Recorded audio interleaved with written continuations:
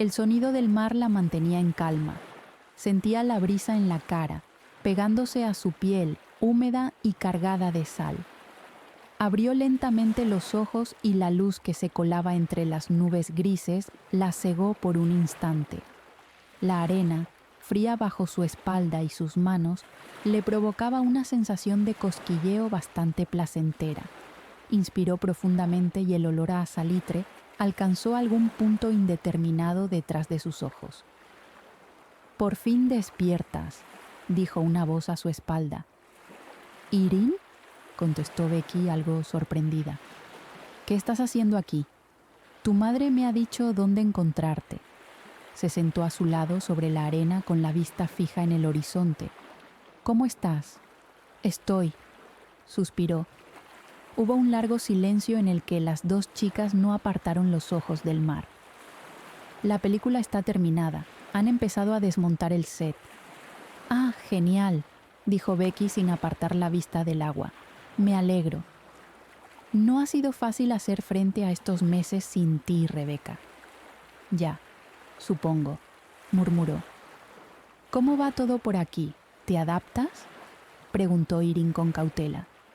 Volver a vivir en la casa de tu madre a los 30 no es un plan que le desee a nadie, la verdad, pero tampoco me quedaron muchas opciones después de aquello. Ni siquiera pude convencerla para que se mudara a mi casa y tuve que volver aquí», dijo lanzando una piedra al mar. «Ella solamente quiere lo mejor para ti». «Lo mejor para mí hubiera sido no haber estado en ese set aquel día», dijo aquello como si escupiera las palabras. Su amiga se quedó en silencio. Sabía que Becky no estaba llevando nada bien aquella situación en la que se encontraba. «Estoy segura de que pronto podrás volver a tu vida», dijo poniéndole una mano en la espalda. «¿A qué has venido, Irene?», preguntó de pronto. «Quería decirte personalmente que habíamos terminado el rodaje y te he traído algunos regalos del equipo. Todo el mundo te echa de menos allí». «Ajá», respondió Becky lanzando otra piedra. «Genial». Becky... «Gracias, Irene. De verdad», suspiró. «No quiero ser desagradable, pero realmente preferiría estar sola». La chica se quedó unos segundos en silencio antes de levantarse, sacudiéndose la arena del pantalón. «¿Necesitas ayuda?» «No», contestó Becky tajante. «No la necesito». «Está bien», murmuró Irene, dedicándole una mirada de tristeza que, por supuesto, Becky, que seguía con la mirada fija en el mar, no pudo ver. «Volveré pronto a visitarte». Becky emitió un sonido de afirmación que no sonaba demasiado entusiasta, y esperó a que Irene se alejara lo suficiente para girar su cabeza y verla abandonar la playa por la pasarela de madera entre las rocas. Resopló, frustrada. Cerró de nuevo los ojos y volvió a inspirar profundamente, tratando de calmar su ira, que crecía en su pecho como una llama avivada por el viento. Miró su reloj. Estaba a punto de anochecer. Sabía que, si no regresaba a casa, su madre terminaría yendo a por ella, y no podía tolerar a alguien más intentando ayudarla aquella tarde. Así que se puso de lado para girar sobre sí misma, hasta encontrar la barra de hierro a la que se agarró. Hizo toda la fuerza que pudo con los brazos hasta poder clavar una rodilla en la arena, y tuvo que hacer un esfuerzo descomunal para controlar el temblor de su pierna. Otro esfuerzo, la segunda rodilla en la arena. Sus manos se aferraron a los mangos de goma para impulsar su cuerpo hacia arriba, y un grito ahogado murió en su garganta. Sintió esas náuseas tan familiares provocadas por el dolor mientras respiraba por la nariz, intentando calmarse. Y una vez de pie, comenzó a empujar aquel andador de metal, abandonando lentamente la playa. Y cuando por fin decides regresar. La voz de su madre sonó desde la habitación contigua mientras Becky cerraba la puerta tras de sí. Estaba agotada. El sudor le resbalaba por la frente y las ampollas en sus manos de agarrar el andador parecían no endurecerse jamás. Definitivamente no estaba de humor para aguantar a su madre. «Es lo que tiene ser una tullida, mamá», murmuró. «No se nos conoce precisamente por nuestra velocidad punta». No digas que eres una tullida, espetó su madre. Pues es lo que soy. Si quieres, podemos buscarle otro nombre que te guste más. No sé, ¿tortuga parlante? Rebeca. Déjalo, mamá, en serio, suspiró. Me voy a duchar, no tengo hambre. Hoy viene Nam a cenar. Perdona, ¿qué? Lo último que le apetecía era recibir visitas. Sí, la he invitado. Sabes que no quiero ver a nadie. Bueno, y tú sabes que no puedes posponer más la terapia física, le regañó. Nam es una gran profesional y... Mamá, no quiero que Nam se haga cargo de mi rehabilitación. No quiero hacer nada ahora mismo. No quiero que traigas a mi prima a traición cuando ni siquiera puedo huir por mi propio pie de una cena a la que no quiero asistir. Rebeca, tienes 30 años. Me niego rotundamente a que te abandones a tu suerte sin poner todos los medios de los que dispones para mejorar. Vas a ducharte, vas a salir aquí y vas a escuchar lo que Nam tenga que decirte esta noche. ¿Me he explicado? Becky resopló. Las tortugas por lo menos se pueden meter dentro de su caparazón, murmuró, alejándose. Su madre suspiró, agotada. No estaba siendo fácil tratar con ella desde el accidente, y Becky lo sabía. Simplemente no podía abandonar ese bucle de ira y angustia que la consumía. ¿En qué momento su vida se había convertido en aquella broma? Era una productora de éxito, con un trabajo bien remunerado, una casa nueva, un sinfín de proyectos esperando a las puertas de los que iba terminando, y de pronto el techo se cae sobre su cabeza y todo se termina. Le daba igual que todos se empeñaran en decirle que era algo temporal. Becky sabía la verdad. Sabía que las secuelas físicas eran demasiado grandes para siquiera pensar en volver a pasar jornadas de 14 horas en un set, ni siquiera 8 horas en un despacho. Se moriría de dolor. Entró en su baño y empezó a desvestirse, tratando de aguantar las lágrimas que se empeñaban en atravesar el muro de su rabia. Se quitó la última prenda y se miró al espejo. Habían pasado 6 meses desde el accidente, 3 desde que salió del hospital, y las cicatrices seguían ahí, rosas y brillantes, atravesando su clavícula derecha y su costado, rodeando su espalda, en la que se podían contar las pequeñas hendiduras de los 57 puntos que recibió a lo largo de su columna vertebral. Las marcas de su cabeza habían sido cuidadosamente tratadas para que el pelo las cubriera, pero aún se podía apreciar a la perfección el profundo corte que partía su ceja derecha en 2. Era plenamente consciente de que la musculatura de sus piernas estaba venida a menos, apenas podía caminar, y lo que antes habían sido unos cuádriceps atléticos, ahora eran 2 simples trozos de carne que a duras penas la sostenían.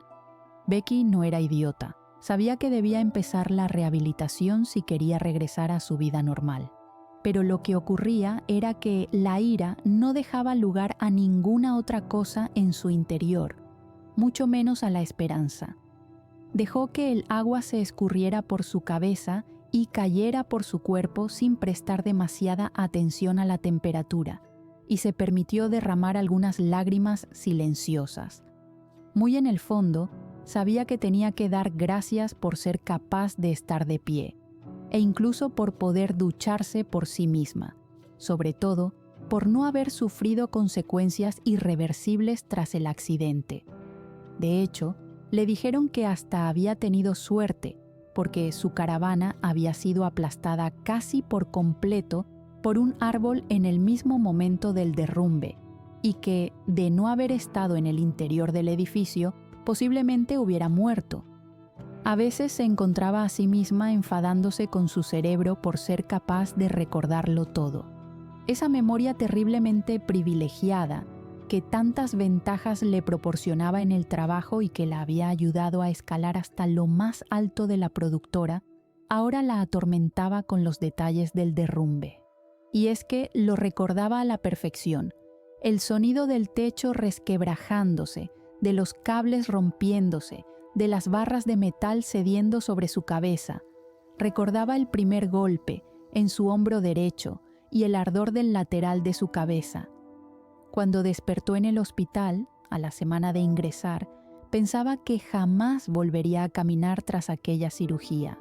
Pero los médicos se mostraron optimistas. Le dijeron que la médula no había sufrido daños y que simplemente tendría que vivir sabiendo que tenía varias placas metálicas en la espalda y mucho trabajo de rehabilitación por delante.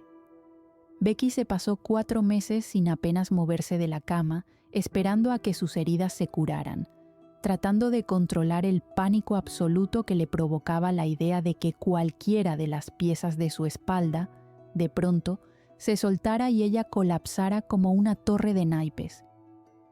«Hola, Rebeca», dijo Nam, acercándose a ella para abrazarla. «¿Cómo estás?» «Bueno, podría estar muerta, así que no me puedo quejar». «Rebeca», gritó una voz desde la cocina. «¡Madre!», le respondió a un volumen altísimo. «Veo que al menos conservas algo de sentido del humor», dijo Nam, riendo. «Lo justo, créeme». Becky, de pronto, se sintió reconfortada por la presencia de su prima. «Me ha dicho aquí oído fino», señaló a la cocina con la cabeza, «que has abierto la clínica». «Sí, por fin», suspiró. «Creía que nunca lo haría. Malditos permisos de obra, de salud, de apertura. Maldita sea toda la burocracia». «Créeme, te entiendo. Si de algo sé es de papeleo». Sintió algo frío caer en su estómago. O sabía, al menos. «Oye, que yo sepa, los golpes de la cabeza no te dejaron peor de lo que ya estabas», dijo Nam levantando una ceja. «No me vengas ahora con excusas». Becky se rió. Llevaba bastante tiempo sin hacerlo. Nam era más que su prima, era como una hermana. No se llevaban ni 3 años y habían crecido juntas en aquel pueblo costero en el que habían vivido cientos de aventuras siendo niñas y miles de historias siendo adolescentes. La había echado de menos y no se había dado cuenta de cuánto hasta aquel momento. La cena transcurrió con normalidad, para tranquilidad de la madre de Becky, que estaba segura de que su hija acabaría por montar un número. Sin embargo, su plan parecía estar funcionando, porque, después del postre, Becky se sentó en el sofá mientras su prima le contaba alguna de sus aventuras de aquellos últimos meses en los que no habían tenido contacto. Tener a Nam al lado hacía que Becky se sintiera más lejos de la Rebeca accidentada y más cerca de la Rebeca que fue de adolescente. Supuso que por eso había sido tan reacia a ponerse en contacto con su prima desde que regresara al pueblo. No quería intoxicar uno de sus lugares felices. «Bueno», Nam suspiró y su semblante se tornó serio. «¿Cuándo quieres que empecemos?» Becky frunció el ceño y antes de que pudiera contestar, Nam la interrumpió. «No me vayas a decir que no vas a hacerlo. Cuando tu madre me dijo que rechazaste la rehabilitación que te ofreció el hospital, esperaba sinceramente que te pusieras en contacto conmigo. He sido prudente estos 3 meses porque esperaba que reunieras el valor para llamarme tú misma, pero ya estoy en un punto en el que soy capaz de venir y arrastrarte del pelo hasta la clínica. Preferiría que lo hicieras por voluntad propia, porque este es un pueblo pequeño y no me gustaría ese tipo de publicidad para mi recién estrenado negocio. Así que, si no lo haces por ti, hazlo al menos por mí». Becky abrió la boca para hablar, pero no era capaz de articular palabra, así que asintió. «Perfecto. Pues, si te parece bien, mañana paso a buscarte por la mañana y comenzamos, ¿de acuerdo?» Sonrió. «Está bien, Nam. Está bien. Empezaré». Cuando su prima se marchó, Becky estaba completamente agotada. Su madre hacía un rato que se había ido a dormir, así que cogió el andador y fue hasta su dormitorio. Con la prisa por la ducha y la visita, no se había dado cuenta de que había una caja a los pies de su cama. Debía ser la caja con las cosas que le había traído Irin desde el rodaje. Becky suspiró. No sabía si quería ver lo que había dentro. Estaba tan bloqueada emocionalmente que no tenía ni idea de cómo reaccionaría, pero la conversación con Nam la había animado lo suficiente, así que cogió la caja y se sentó en la cama. Había varias tarjetas deseándole una pronta recuperación, fotos del rodaje, bolsas de gominolas, un guión de batallón reciclado firmado por todos los componentes del equipo, su tarjeta de identificación. Rayos, creía que la había perdido. Y al fondo de la caja, algo que de pronto llamó poderosamente su atención. El walkie-talkie negro, lleno de rasguños, cubierto por una fina capa de polvo y con la pegatina apenas visible en la que ahora solamente podía leerse ARMS, escrito en aquel rotulador rojo. Alguien debió encontrarlo al retirar los escombros, pensó mientras un escalofrío la atravesaba. Dudó unos instantes. Claro que recordaba lo que estaba haciendo cuando el techo se desplomó sobre ella, y tenía que agradecerle a ese maldito aparato haber abandonado su caravana y no haber muerto como un dibujo animado.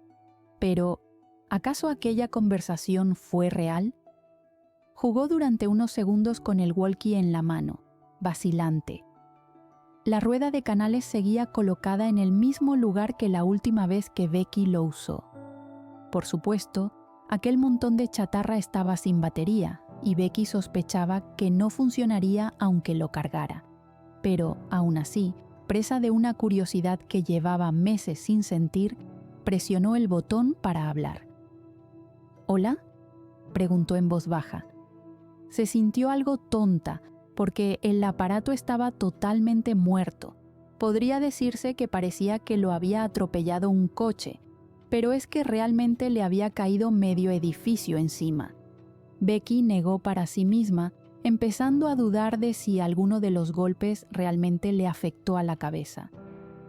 Dejó la caja en el suelo, se tomó su cóctel de pastillas nocturno, se metió bajo las sábanas con algo de dificultad y cerró los ojos, pensando en que tal vez al día siguiente empezaría realmente el cambio que todo el mundo decía que supondría la terapia física. Inspiró profundamente, tratando de vaciar su mente y calmar el dolor de su espalda. «Hola, ¿dónde has estado?».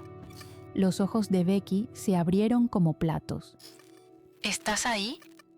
Becky miraba aquel maltrecho walkie desde la cama con el corazón latiendo desenfrenado. Definitivamente me quedé mal con los golpes, pensó. Se levantó haciendo varias muecas de dolor hasta alcanzar la caja en la que había dejado el aparato. Dudó unos segundos. ¿Realmente iba a hablar con la nada? La nada es un plan bastante atractivo, la verdad, murmuró. Recogió el walkie y regresó a la cama, cogiendo aire antes de apretar el botón. «Sí, estoy aquí», contestó, sintiéndose una desequilibrada. «Vaya, creí que no volvería a contactar contigo. Por un momento pensé que nuestra primera conversación había sido producto de mi imaginación». Becky definitivamente no se podía creer lo que estaba ocurriendo. «He estado algo», dudó, «desconectada últimamente», se limitó a decir. «Te llamabas Frin, ¿verdad?». «Me alegra que lo recuerdes». «Yo soy Becky». ¿Por qué de pronto se sentía con ganas de compartir información personal con su alucinación? «Es un placer, Becky», dijo aquella voz metálica, seguida de un largo silencio. «¿Cómo estás?». «Esa es una pregunta que me llevaría toda la noche responder», suspiró. «Bueno, yo no tengo nada mejor que hacer, créeme». Becky dudó, pero por un instante pensó que, si aquello no era real, tal vez era la oportunidad de hacerse a sí misma las preguntas que no lograba contestar. ¿Alguna vez has tenido la sensación de que tu vida no te pertenece?, preguntó sin saber muy bien qué esperar de aquella absurda situación. «Puedo hacerme una idea. ¿Es así como te sientes ahora?». «No lo sé. Ahora mismo lo único que estoy es enfadada, a decir verdad». Becky sintió el silencio al otro lado del aparato, invitándola a continuar. Supongo que todo ha cambiado demasiado en muy pocos meses y no sé cómo gestionar mi estado actual. Bueno, los cambios bruscos a veces nos sacan un poco del camino y a veces nos ponen en otro totalmente distinto. Suspiró. Pero las heridas no te van a doler para siempre. Eso espero por... Becky paró de hablar de forma súbita. ¿Por qué dices lo de las heridas? Otro largo silencio.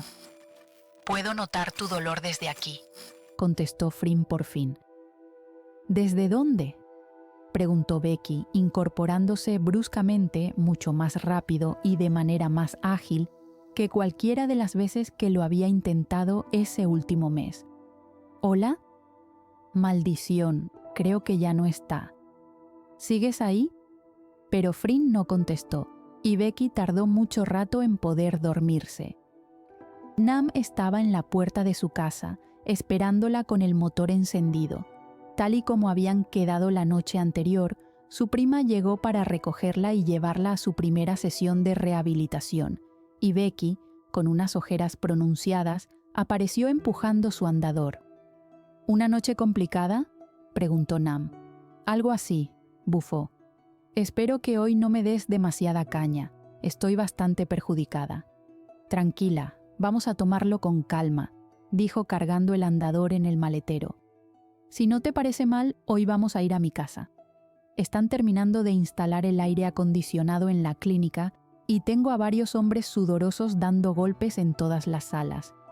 Todo sea por evitar a los hombres sudorosos. Imaginaba que dirías eso, dijo Nam mientras se ponían en marcha.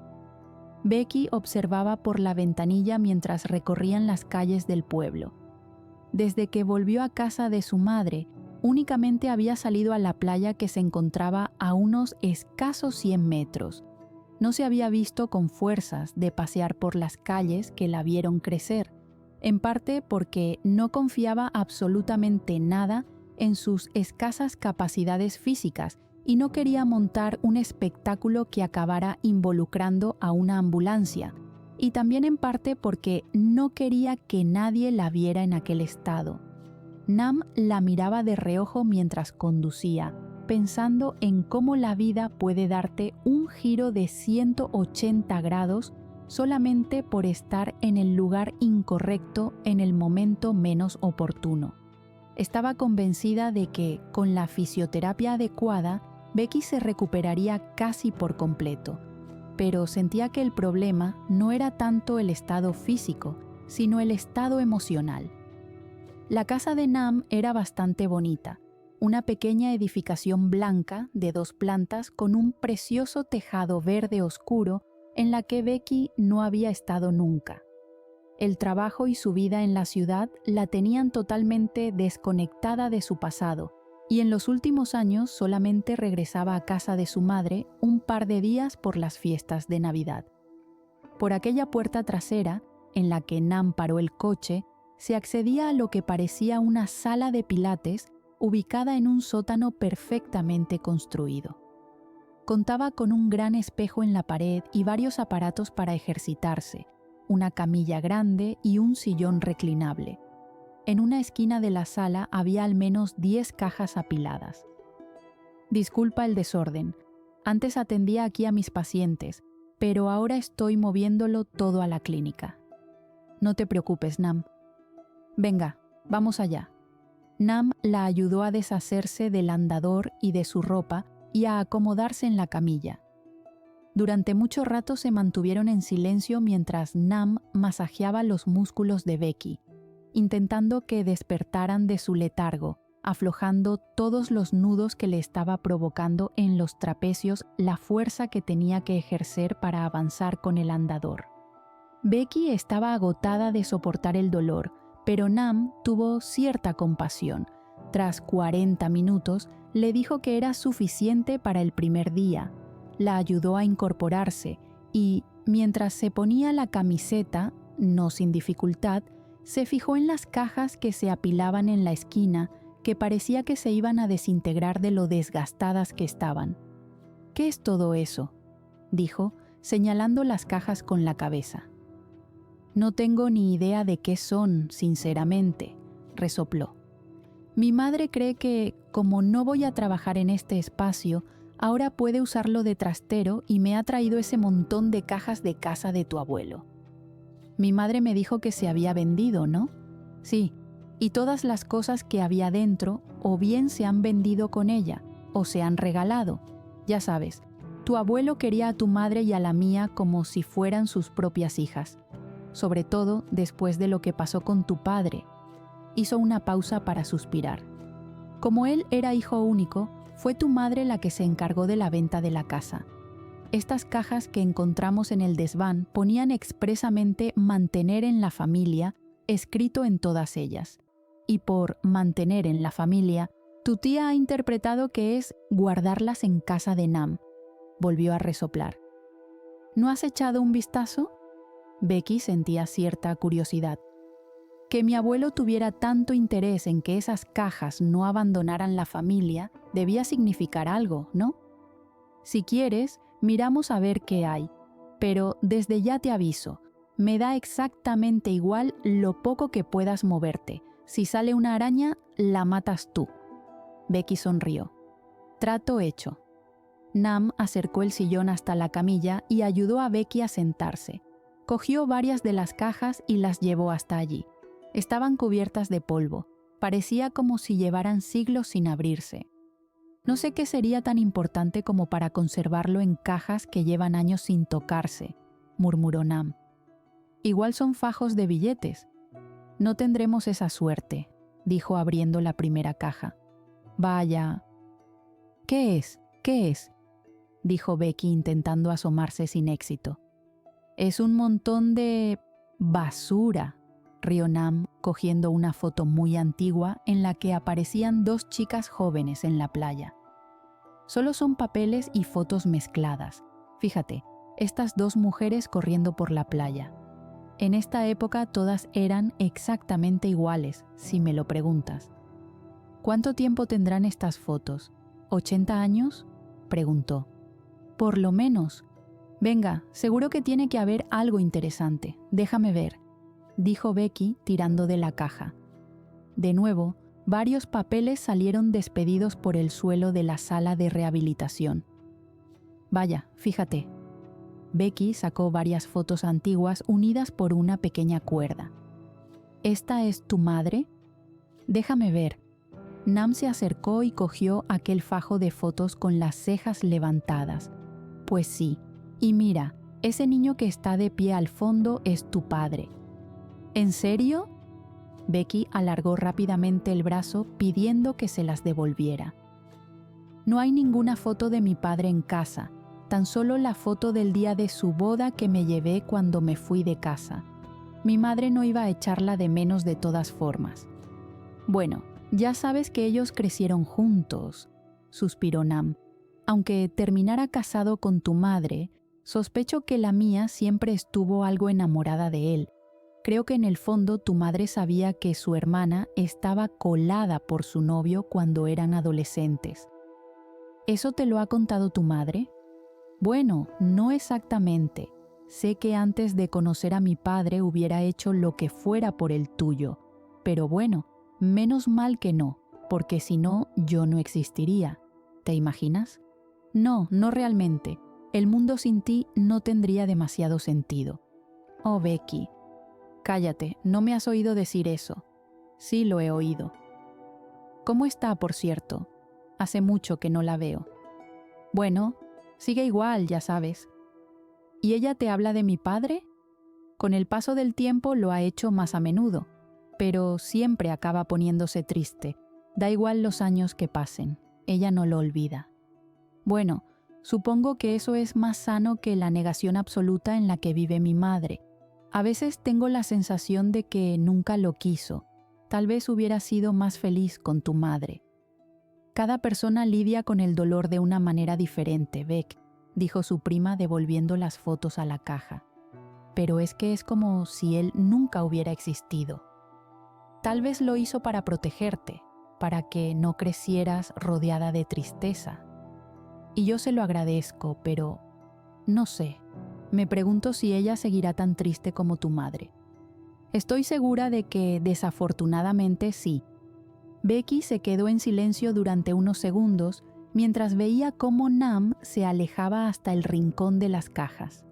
Removió varias de las cosas que había en aquel caos de cartón, y fue entonces cuando encontró un sobre con una letra R escrita en tinta granate. Esto es poco preciso, la verdad. Aquí todos empezamos con una R. La bisabuela Rose, el abuelo Ray, mi padre, dijo Becky. Y no sabemos el nombre de todas sus primas. Nunca le quites importancia a las primas. Rió. Podría ser de alguna de ellas. Puede ser, dijo, dándole la vuelta al sobre para abrirlo.